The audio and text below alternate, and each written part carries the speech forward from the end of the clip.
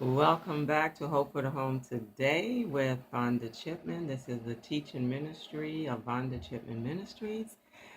We are going to continue in our series today on faith for miracles. We learned from the first lesson that a miracle is a supernatural intervention of God to do what is humanly impossible. Let me say that again. A miracle is the supernatural intervention of God to do what is humanly impossible. Day 2, we studied humility for miracles.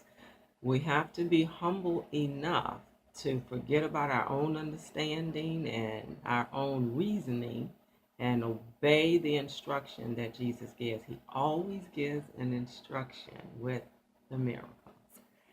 And today we're going to study faith, miracle faith for others. We're looking at miracle faith for others. Yes, you can actually believe for somebody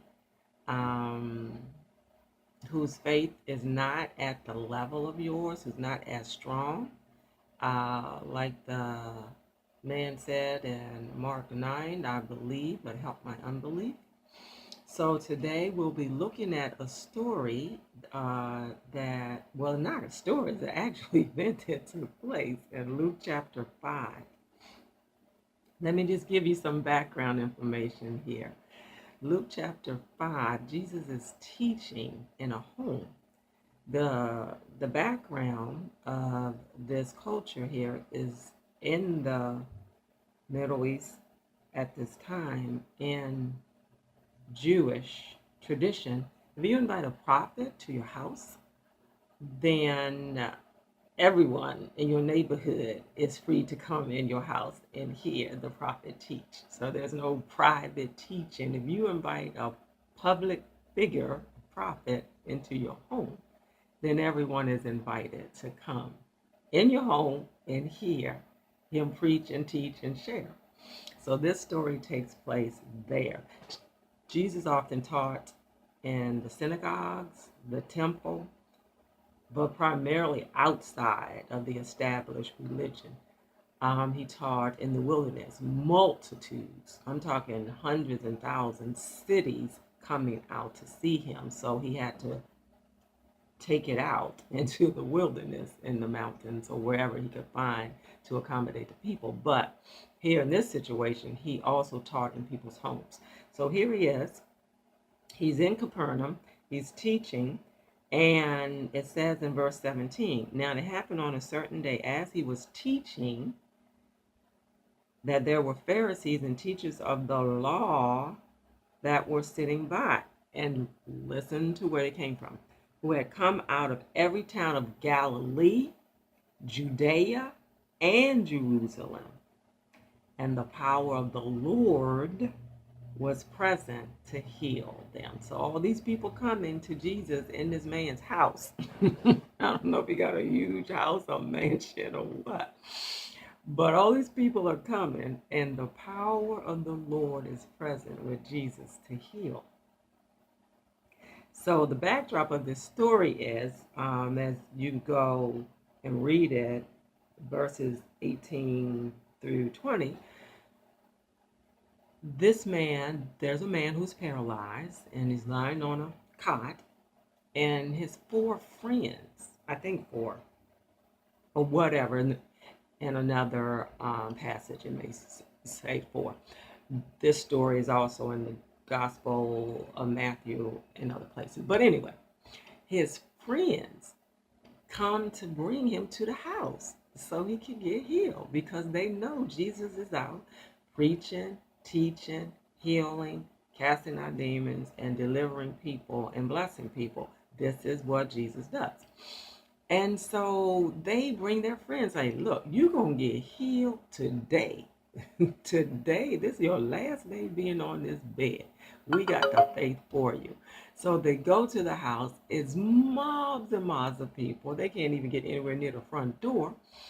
But because they have faith, real faith, It's forceful, it's aggressive. When you're really full of the faith of God, your faith is a force to be reckoned with, and no isn't an option.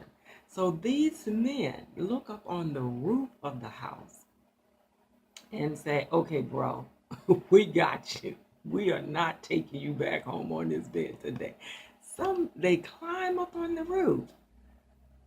They must be very, very creative and have a lot of creativity, because they climb up on the roof and okay, how you gonna get this man through the roof?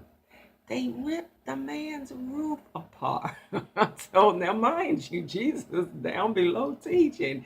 Just work with me here, okay? Put on your holy, sanctified imagination that you're sitting in a Bible study. Pastor's up there preaching. Crowds and crowds and multitudes of people. They can't take any more people in the sanctuary, in the overflow. And all of a sudden, the roof starts falling in. Pieces are falling in right there by the pastor preaching. And some man is being lowered on ropes right in the pulpit, right in front of the pastor at his feet. And Jesus doesn't get upset. He just look up, and this is what he says. When they could not find how they might bring him in because of the crowd, they went on the housetop and let him down with his bed through the tiling in the midst before Jesus. Then it says in verse 20, here's Jesus' response. When he saw their faith, he said to him, man, your sins are forgiven. Like, dude, you can have whatever you want because your friends are off the chart with faith. That's what I'm talking about.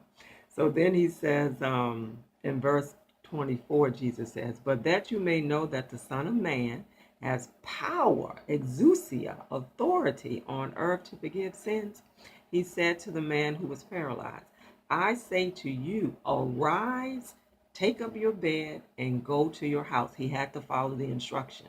See that? Humility for miracles, lesson 2.